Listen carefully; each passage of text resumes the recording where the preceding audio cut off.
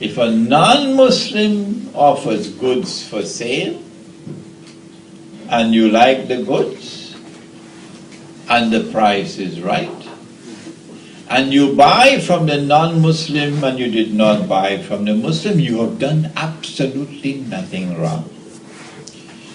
The day you start saying, I must buy from my Muslim brother, you are destroying the free market. Because the market does not discriminate between Muslims and non-Muslims. No. MashaAllah, what a beautiful religion. Scholars of international economics at the State University of Binghamton in upstate New York, who were the most advanced in thinking on the subject, came to the conclusion that the last free and fair market that the world experienced was the market of the Ottoman Islamic Empire. So the Prophet said no for the third time. But he said we can pray to Allah to bring down the prices by increasing the supply. So value can fluctuate. Even the value of gold can fluctuate depending on demand and supply. But at no time does money have a value other than the value that Allah has given to it. So now we can answer the question. The reason why it was riba for the dates and not riba for the animals was because dates were used as money. And if I could give you 1 kilo and you give me 2 in return, you open the door for the money lender, isn't it? Come on, isn't it? Yeah. I give you this much, you give me that much in return, higher. So you open the door for the money lender. This is the essence of riba, he said. Once it is money on this side and the same money on this side, it must be equal to equal.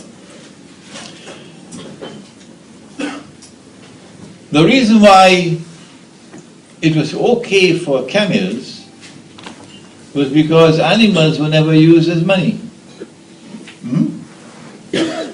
I work for the whole month and I get my salary, and my salary is a goat. You heard that one, didn't you? Yeah. So I'm taking the goat home, and the goat fell down in the ditch and died, and I reached home and I told my wife salary died. So she said, go tell the boss. I don't think she's here, is she? I went to the boss and I told him, boss, salary died. He said, but when I gave you salary, salary was alive. So animals can fall ill, animals can die, you can't use animals as money. As a consequence of which you can exchange 1 camel for 4.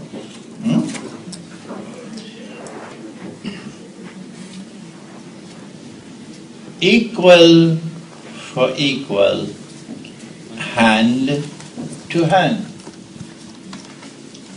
Other than that, it would be riba. So if there is a transaction, particularly with the Islamic Bank, if you have a transaction in which I am writing a check for you, because you know the bank never buys the house, eh? No, the bank never buys the house. That involves unnecessary legal fees and so on. So all the bank does is write out the check for you, and you go and buy the house. So if I have a transaction in which there is an exchange of money for money, And it's the same money, Malaysian ringgits. I hope I'm not being unfair to Malaysia. Money for money. I am giving you money and you are giving me money, the same money. It has to be on the spot, cash. It cannot be credit. It will be riba. That's the implication of hand to hand. Prohibited. It is prohibited to have a financial exchange of money for money if it is the same money as a credit transaction. This point has come out for the first time in my public lectures. I never explained it before because I did not understand it before. So welcome to money in Islam. Do you mind if I call it Sunnah money? No. Good. But that's not all. This money is also in the Quran. Because the dinar is in the Quran and the dirham is in the Quran.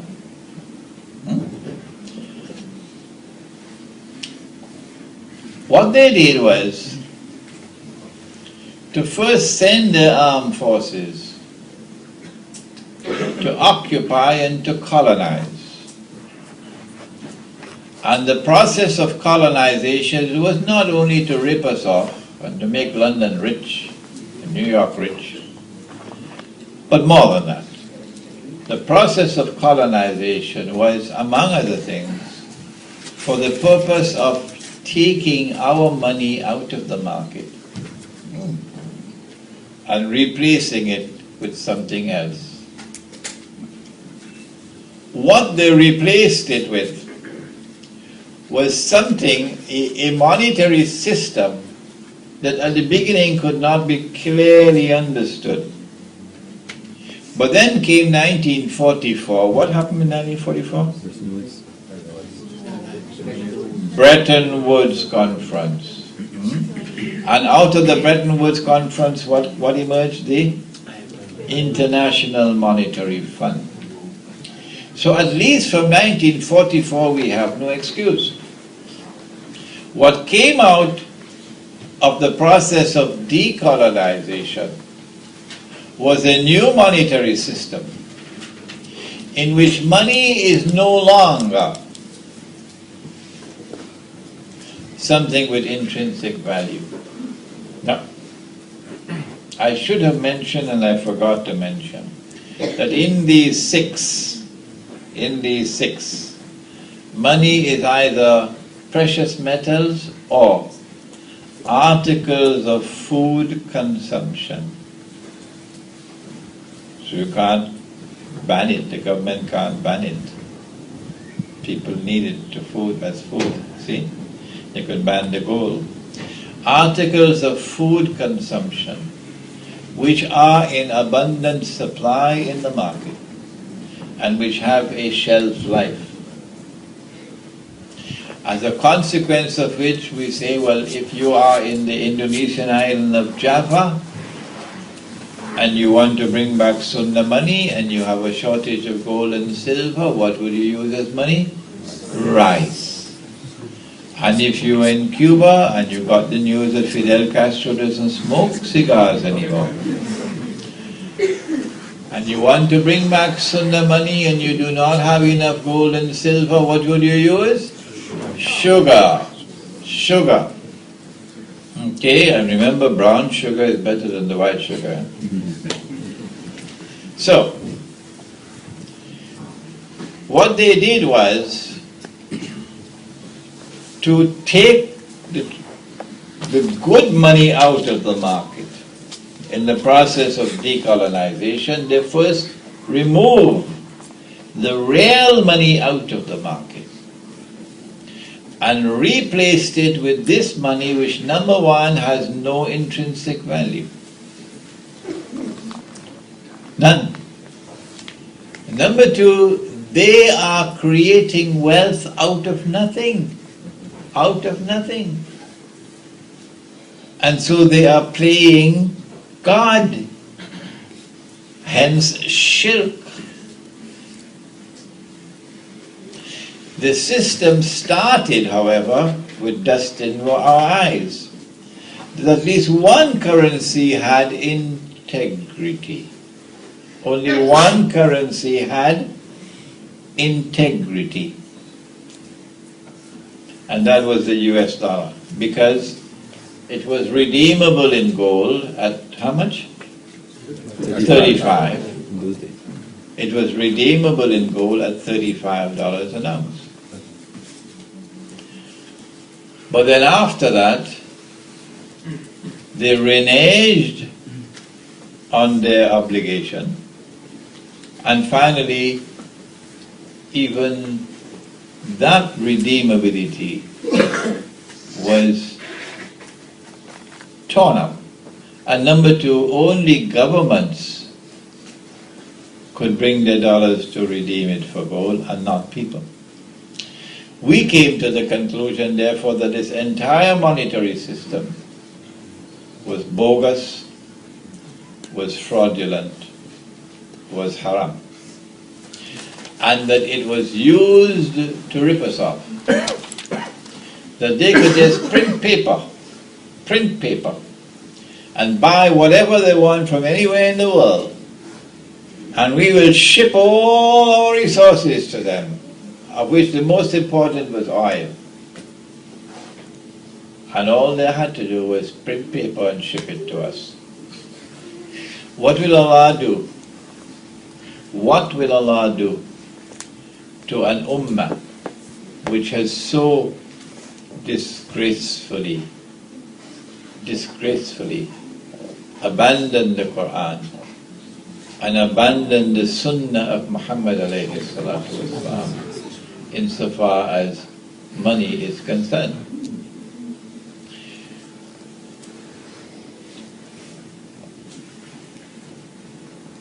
This is a bitter hadith. It is seldom ever quoted. Seldom.